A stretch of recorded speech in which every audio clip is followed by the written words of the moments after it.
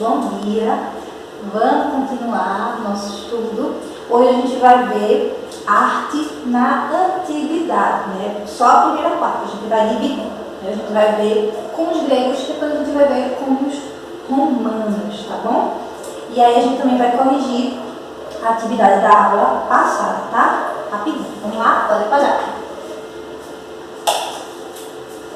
Vamos passar. Pronto. A gente teve a atividade da aula passada, né, sobre arte na pré-história, que foi da aula anterior, tá? E a gente tem essa questão, que é uma questão de vestibular, tá? Que fala sobre a arte rupestre, tá bom? Que diz: a arte rupestre é o mais antigo tipo de arte da história. Também é conhecida como gravura ou pintura rupestre. Esse tipo de arte teve início no período paleolítico superior e é encontrada em todos os continentes. O estudo da arte rupestre favoreceu o conhecimento de pesquisadores em relação aos hábitos dos povos da antiguidade e a sua cultura. As matérias-primas utilizadas para a expressão artística dos povos da antiguidade eram pedras, ossos e sangue de animais. O sangue, assim como o extrato de folhas de árvores, era utilizado para constituindo o que devem ser as mais primitivas expressões artísticas, conforme a imagem abaixo. E aí a gente tem uma imagem aqui, foi basicamente aquilo que a gente viu, né, na outra aula. Uma questão fácil até aqui, tudo tranquilo, enunciado tranquilo, pode passar. E aí o que ele pede, né? Que ele diz: durante muito tempo os povos que assim se expressaram foram conhecidos como pré-históricos. Tá? Essa denominação hoje em desuso, né, entre a maioria dos historiadores, está em desuso, né? Mas ainda é presente nos livros didáticos. Está diretamente relacionada ao fato de, e aí, 2 pontos, e ele quer que a gente diga, né, a que se relaciona essa utilização desse termo pré-histórico.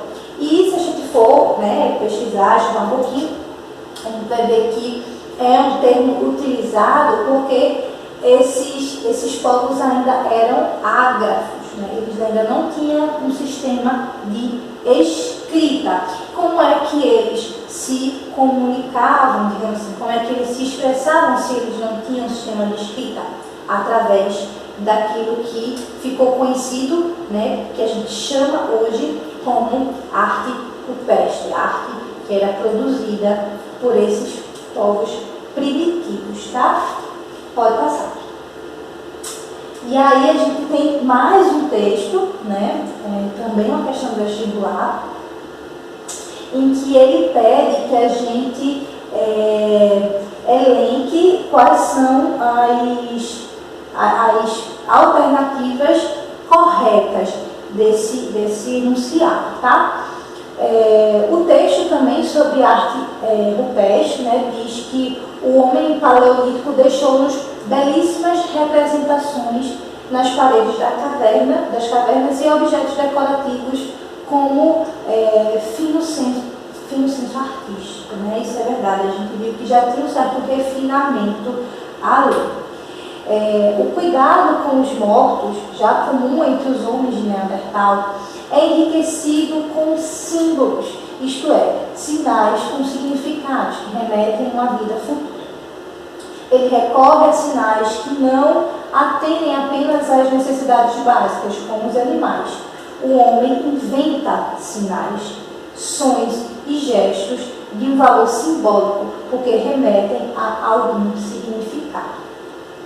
Esses sinais podem ir além das necessidades de sobrevivência, né? Arte e religião. Que dizem isso. O elevado nível cultural desse homem já moderno explica seu sucesso e sua difusão por todo o planeta, com uma ampla variedade de expressões, mas sempre um único ímpeto criativo. A gente viu um pouco disso em algumas aulas, quando a gente estava vendo a questão da arte erudita. A gente tinha uma questão que falava sobre isso, sobre a base antropológica, né, que todos os homens tinham, desde os atuais até os primitivos, que remete a esse ímpeto de criar. A gente vê que isso já tem início lá na pré-história, com os nossos primeiros homens, tá? E aí é que a questão pega.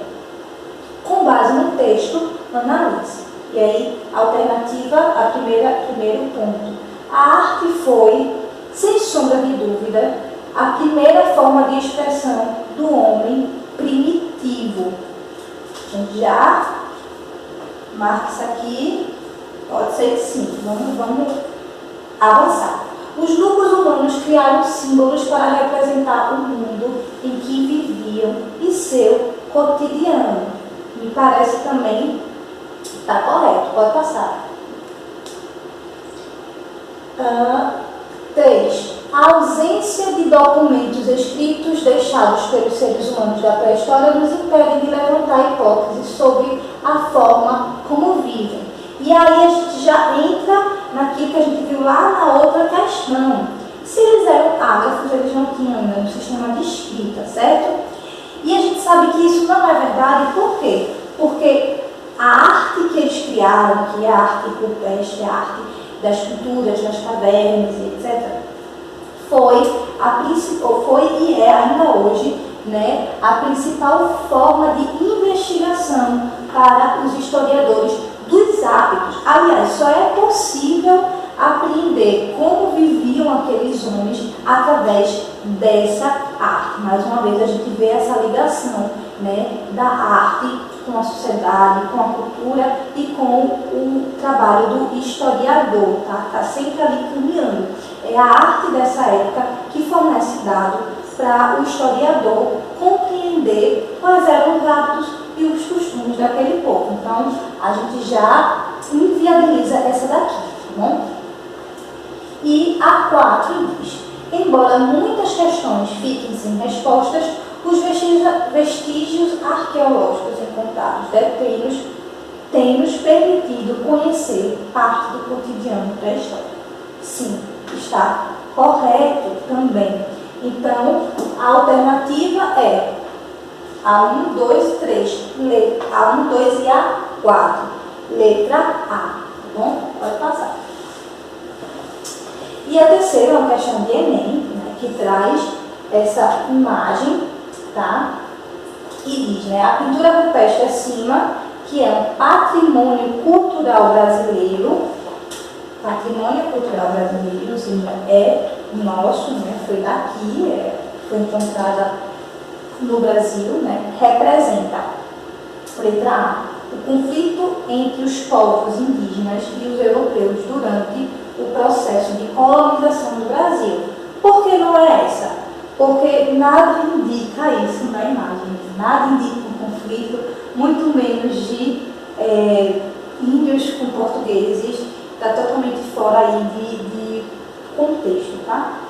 Letra B, a organização social e política de um povo indígena e a hierarquia entre seus membros. Também não há nada na imagem que nos remeta a essa questão do índio. Isso pode enganar um pouco a gente justamente por conta dessa questão de ser patrimônio cultural brasileiro. E aí a gente pode ser levado a compreender isso como realmente aquela parte da formação da cultura brasileira, né? A nossa cultura é formada pelo índio, pelo negro e pelo branco. Mas, mais uma vez, retornem a imagem e vejam que não tem nenhum indício dessa temática na imagem, tá bom? Pode passar. E a alternativa correta, né? Aspectos da vida cotidiana de grupos que viveram durante a chamada pré-história do Brasil. Por que não é a D? Porque os rituais que envolvem sacrifícios de grandes dinossauros atualmente extintos. Poderiam ser rituais que envolvem sacrifícios. Poderiam, porque eles também retratavam isso na sua arte. Mas de dinossauros, não tem dinossauro ali. Então a gente já mata por conta disso. Por que não é a letra E? A constante guerra entre diferentes grupos paleoíndios da América durante o período colonial. Mais uma vez, Se a gente voltar à imagem, a gente vai ver que não tem nenhum indício que indique também essa temática de guerra, tá? Pode passar. E aí a gente chega no nosso assunto de hoje, né? A arte na antiguidade clássica. A gente vai ver que também, se vocês fizerem esse paralelo com história, né? A gente tem gregos e romanos como os artífices dessa arte da pré-história, da antiguidade, tá? Da antiguidade clássica. E a gente vai ter, a gente está temporalmente falando, a gente está aqui ó, no tempo AC, antes de Cristo. Né? DC é a partir ali da Idade Média. A gente está aqui ainda, tá bom? Para a gente se situar historicamente.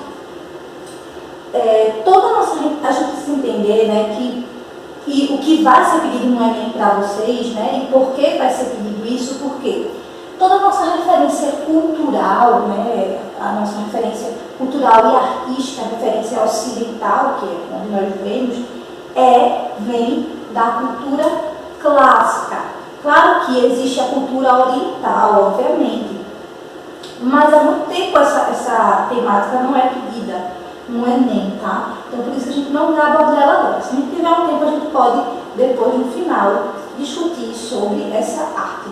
Mas por enquanto a gente vai ficar com vai ficar mais aqui no Ocidente mesmo, né? E refletir sobre essa arte, né? Em arte, tudo que a gente vai ter, né, vai ser sempre uma espécie de ciclo. A gente vai ter gregos e romanos, né, a arte clássica, depois a gente vai ter um rompimento, uma arte diferente, que a gente vai ver lá na Idade Média, e depois a gente tem uma espécie de retorno à cultura clássica, quando a gente chega lá no classicismo, tá bom? Pode passar.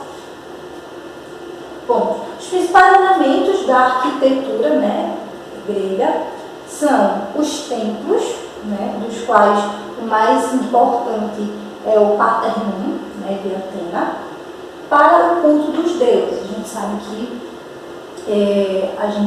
a cultura grega, né, vai ter muitos desses rituais, muitos deuses, né, só vocês estudarem, lerem um pouco sobre mitologia, que vocês vão ver. Eu vou até dar uma dica aqui de 2 filmes para vocês, tá? Teatro, né, que eram construídos em lugares abertos, em encostas, tá? E entendam, toda essa cultura de artística e referencial, de cultura de um modo geral, nós herdamos deles, dos gregos, tá? Inclusive, esse formato de teatro, os templos mudou um pouco, né, pela religião ser distinta, mas teatro e outras coisas vai ser tudo herança dos gregos, tá? Diferentemente dos romanos, os teatros da Grécia, os teatros dos gregos, eles serviam também para ensinar, né? Eles tinham essa missão de transmitir conteúdo às pessoas, à população, tá? Em Roma isso vai mudar um pouco, como a gente vai ver um pouco mais na frente. Em Roma a gente já vai ter uma arte cênica, né, o teatro, mas com vistas a um entretenimento mesmo, a entreter as pessoas, tá bom? Pode passar. Os ginásios, tá, que eram edifícios destinados à cultura física, né, porque havia essa crença entre os gregos de que nós só teríamos um homem sã se tivéssemos um corpo são. Então eles tinham também essa preocupação, tá? Então eles começaram a construir esses ginásios. As praças, né? É interessante que as praças, a gente ainda aderiu, né? A gente ainda adere a esse conceito de praça, que é esse lugar para se ir, se confraternizar, para se estar.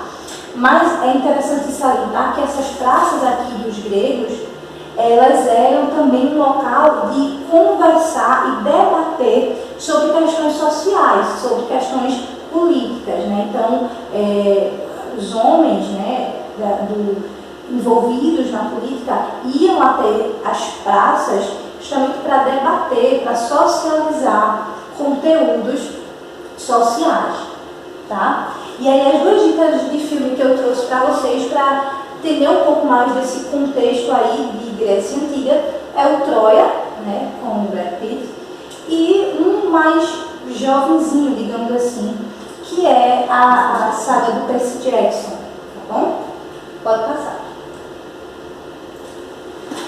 E, enfim, terminamos essa primeira parte. Isso foi só uma primeira parte mesmo. Nós ainda vamos ter mais coisas tanto de Grécia quanto de Roma, nessa arte. Vou trazer mais exemplos para vocês.